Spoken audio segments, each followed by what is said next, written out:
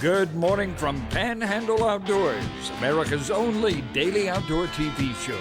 Your source for fishing, hunting, and information for folks who enjoy the great outdoors. Now sit back, relax. It's Panhandle Outdoors. Good morning, folks. Welcome to Panhandle Outdoors. I'm Winston Chester. Glad you're here this morning. Let's take a look at our weather, brought to us by Gulf Coast Air Conditioning up here in Southport, taking care of our everyday comfort needs. We're looking at a high today, 82.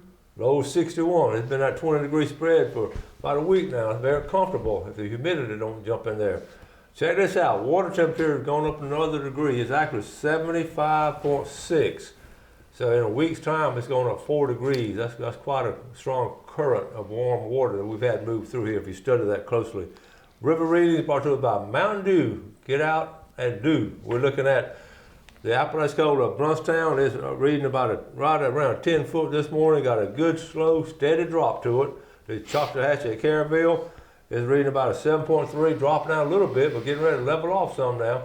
So both rivers are looking good. There's going to be some good fishing in the rivers this weekend. I feel strong about that. Tide chart brought to us by Kent Forest Lawn. We're in neap tide today, neap tides tomorrow. We've got the rest of this week. We got a little bit of a tide coming in Saturday, but not a lot of strong tides. We had those last week, but we are going to have a north wind today coming in at about 10. So factor all those little things together, the water temperature, the wind, the tides, and then that's how you put together a good fishing trip. All right, we're going to take a break. Be right back with our guest.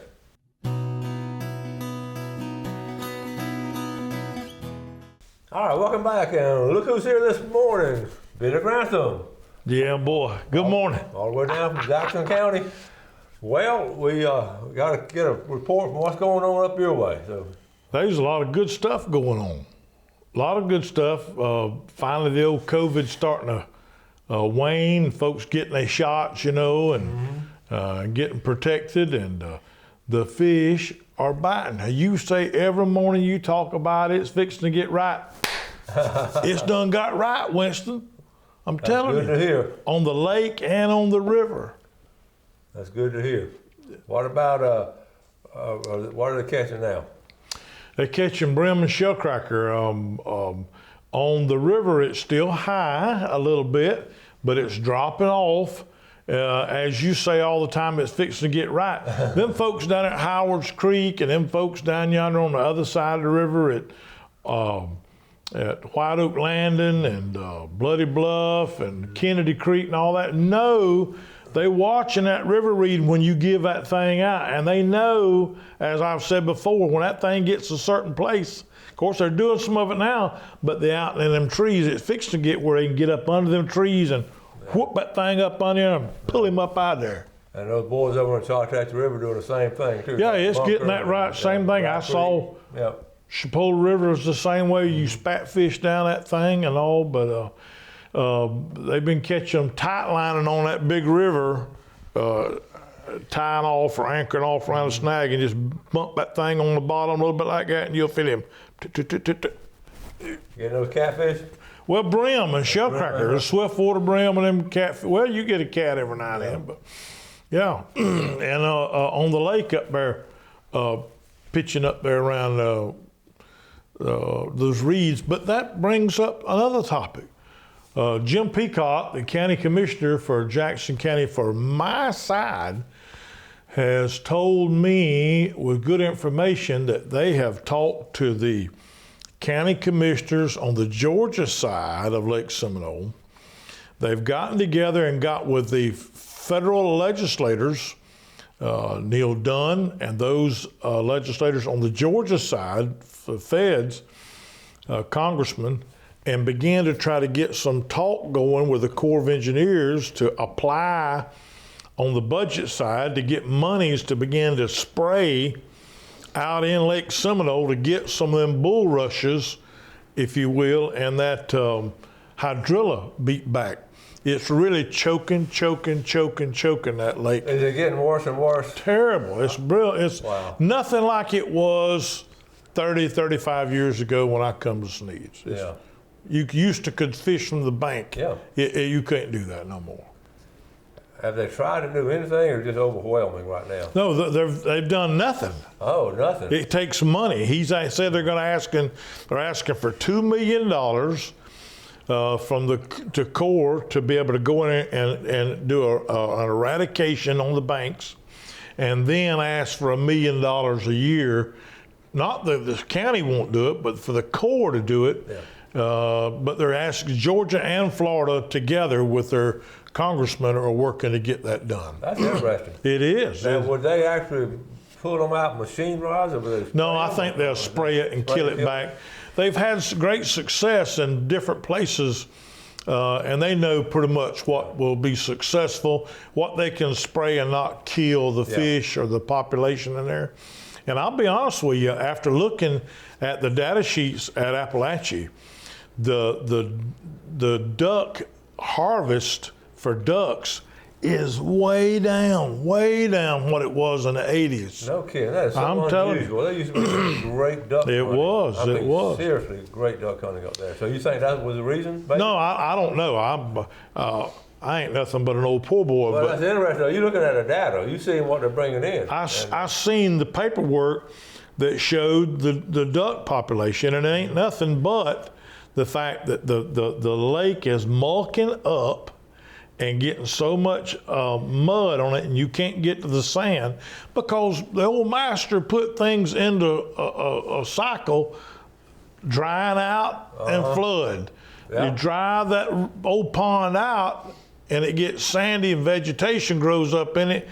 And then when it rains, guess what? Them bugs get eat up by them brim. Them little ones get to be them big ones. That cycle. And that cycle goes through that. Yep. And Lake Seminole can't do that in these lakes because they worry about the water for feeding the oysters down there, and it's just. Yeah, it's a mess. That whole river system, as far as trying to, you can't please all of them. You can't please them all, but it needs to be drawn down and sprayed. That really is. That's the truth. All right, we're going to take a quick break. We'll be right back.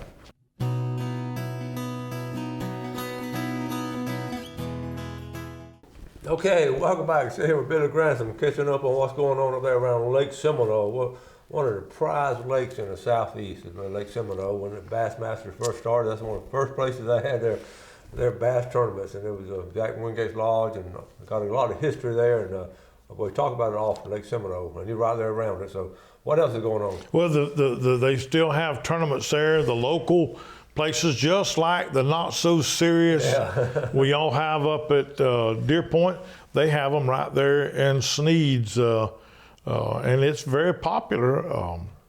We'll see a couple of pictures in a few minutes about that with the bass up there, but also Mr. Peacock told me that up at Neal's Landing, you people that from up there, that's where Highway 2 goes across into Donaldsonville. Mm-hmm. They're talking about doing some changes to that boat ramp there to improve all of that, and then put back those parking RV overnight camping sites there at Neal's Landing. Okay. They're excited about that. You know, we're talking about our elected officials doing good things with outdoors. Here's a classic case of it, where so many trying to, stay on top of it. Mr. Peacock stayed on top of all this, and helping outdoorsmen. That's good. Hey, when I call him, my old motor mouth, y'all know that. Before the hurricane, I called him about deer signs to put up on River Road. Now, y'all can imagine, y'all see deer all the time on your property around here. Appalachia Management Area is overrun with them.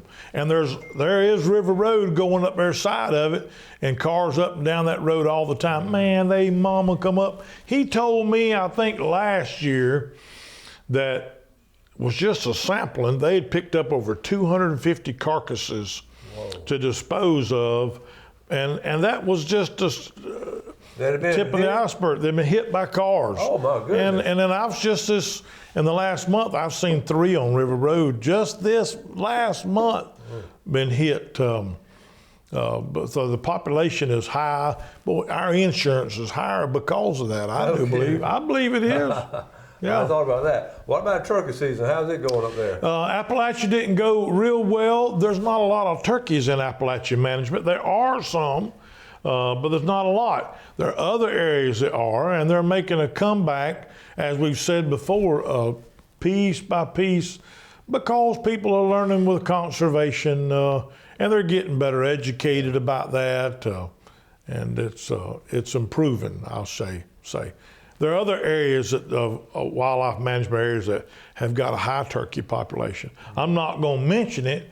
You got to figure that out for yourself. Every now and then it's good if people do that. They get on the internet and say, all right, tell me where to go. What do you use? Hey, I saw guys at the management area this year walk up there to go hunting, and I didn't recognize them. They had them sitter slicker got right out of Amazon kind of clothes on, you know. And they were from Miami, up there hunting. And I said, how did y'all learn of this place? I get accused of coming on this show and talking too much about it. We don't have viewers in Miami. They go to FWC website, and it talks about all that. I know. Yep. There's no secret spots anymore, hardly. No. Okay, you were going to say good morning to somebody. I'm going to say good morning and a big shout out to Kelly Harmon. Kelly pulled up beside him the other day at a ball game and heard my big mouth bumping his gums. And he said, I recognize that voice over there. He said, I know who you are. I said, how'd you learn that? He said, I watch Panhandle outdoors all the time. And he had been out and been hunting, Kelly Harmon, and he had got him a turkey. He was bragging on that right there. Yeah, about he that. was something else. I was tickled for him. Well, congratulations. So, yeah. And thanks for watching our show. We appreciate that. A lot of people do. You'd be shocked. You'd be shocked. Yeah. Well, what about you getting ready for your spring fishing now? What are you going to be doing? Done a little bit of it, but I done got where I don't like to brag about it too much. You know what happens when I brag about it? What? They want me to take them. I know. Oh, you go out and go to having success and post it on Facebook, and your phone will start ringing. That's true. Yeah, and I don't mind doing it, but when you got 5 or 6 people and a wife and a grandson and a son-in-law and 2 grown boys, you got all fishing people. Yeah. And you're going to be going down to the Cape this weekend, maybe? Or? I'm going to go down there Saturday and do a little scouting around, looking for some things. I'm planning to stay down there for a week in late June and set some state records, you know. Yeah. Several state records. Pompano was one of them, and there'll be some big flounder gigs out of there, so that's the beauty of it. And you know, we talk about fishing in that area, that wind will just take it on that drift. That's one of my favorite fishing. That's exactly right. He's out there either at Goose Point, at East Bay, or anywhere along there, and just get that drift going and let that wind, and throw away from that wind, you know, or with that wind, where it'll throw further, like they talk about all the time, and just I like to throw that popping cork. Yeah. Do you like to do that sometime? Yeah, I do a little bit of all of it, and that is a good way to fish. I really do enjoy that. I got a bad way to do that. I mean, I got a bad. I want to see that cork like an old country boy fishing with a brim buster. You see that action. Yeah. Some kind of action. I do. I got it bad. Yeah. I was talking to the girls from yesterday from St. Joe, and they were talking about the live shrimp. The live shrimp population is really good for bait and all. Every time I come to East Bay, though, there's no shops nowhere that I know of that I can pull in there and get some. You don't see any. Down there, Blue Water, and in those places they have some good fresh live shrimp. But up here, they have some up here. I have, when I was going to St. Joe, to the bay, have pulled in there Blue Water and gotten some. I have done that. Yeah. Yeah. They have some good ones. Okay, we're going to get ready to take our final break, and we'll come back to the last segment with Billy Grantham.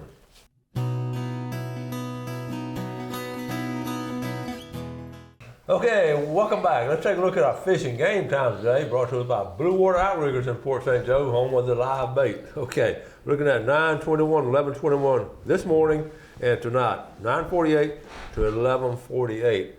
You got a lot of stuff now. Let's get started. Y'all remember the other day I was talking about sheds. That's the second shed that I had found in Appalachian Management area, me walking around, predominantly in green fields, because at that time, this is 6 weeks ago, there wasn't a whole lot to eat around there, so they were anywhere they could go, they could find something to eat.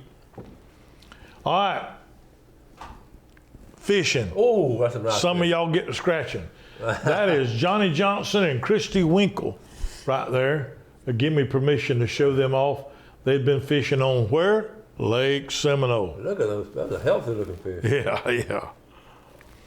Look here, that's Trent Weeks, and that is Hunter Smith from right there, Smithville, north of me up there. They can flat show, get out there and catch it. Had been in a tournament right there.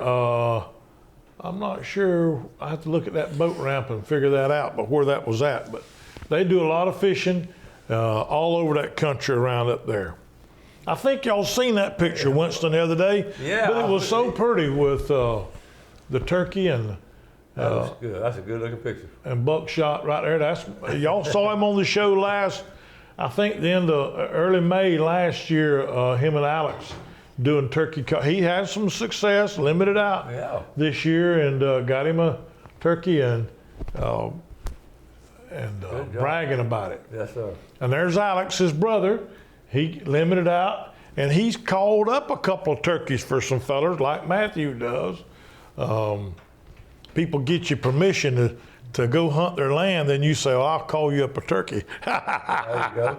And there's one Alex called up for Hunter Baxley. His first one, Winston. Oh, cool. He was ecstatic. He's good now, isn't he? Yeah, oh, I reckon so. Yeah, until he now start buying everything else. There's Christy again. Oh, pretty picture. Yeah, great bass right there, and a pretty girl up there. That'd be a cover picture for the magazine right there. It could be. Aluminum Yeah, boat. yeah. I love it. Yeah, bumping around on that thing. It's a racket maker, ain't them things are? That's the truth.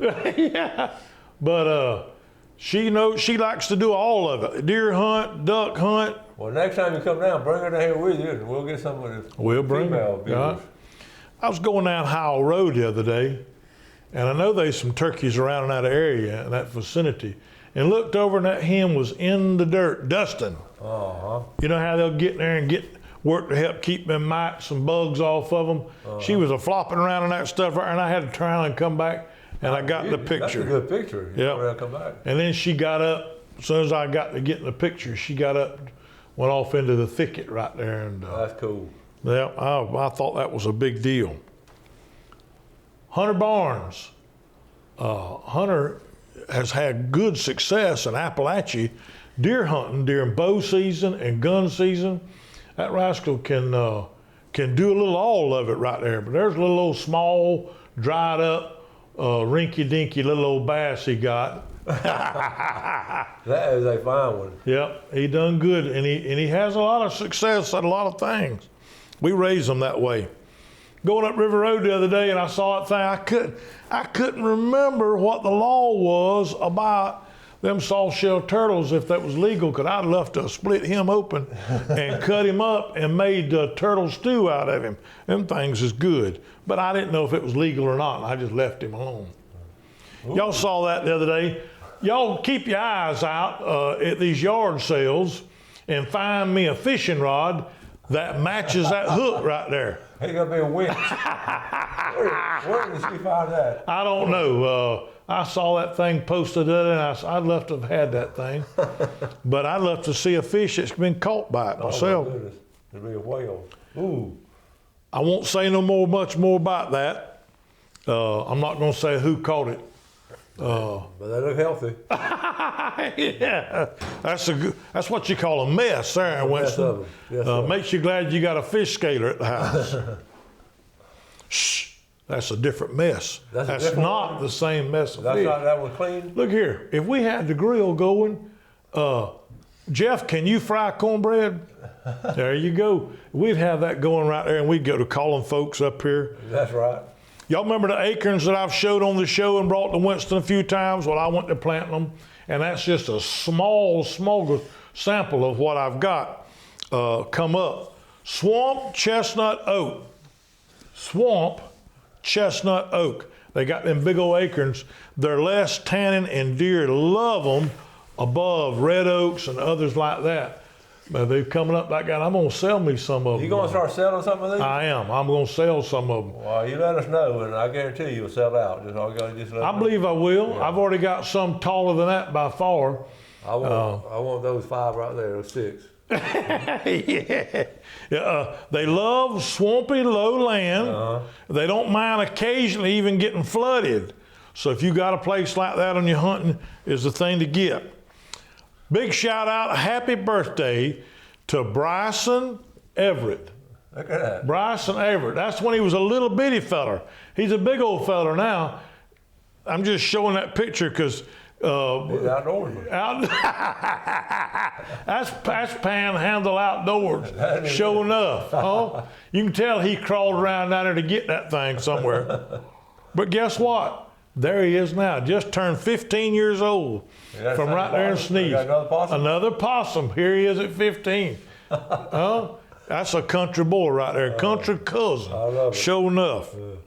But that's just a sampling of all that. That's pretty good timing. We got about a minute left and all, but we laugh at all the different things going on outdoors. You drive on the road, you see a turkey, then you got a guy holding a possum. All the things going on outdoors. They can't keep me out of the woods or off the water. I've got it bad. I got to scratch that itch. Well, the turkey season winding down, so we got keep us posted on Lake Seminole and what's going on up there. And next month when you come in, we'll have some more fishing pictures. Well, there's going to be fishing pictures because that river it's kind of got right now a little bit, but it's fixing to be so that you can get out in them flats down there in them river swamps down yonder and get up under them trees. And I tell you what, there ain't nothing no better to get up under them canopies of them trees in there and that water and just run that cork up there like that and put your cricket up on it and flip it up around them cypress knees and that don't... Yep. That's fun. We got to get out of here. Thanks, Billy. All right, folks, we appreciate y'all watching Panhandle Outdoors. Appreciate the viewership, and you do something good today for your fellow man, and God bless. Amen. Thanks for watching America's only daily outdoor TV show, Panhandle Outdoors with Winston Chester, featuring hunting, fishing, and other activities and information to help you enjoy the great outdoors. Join us next time for Panhandle Outdoors.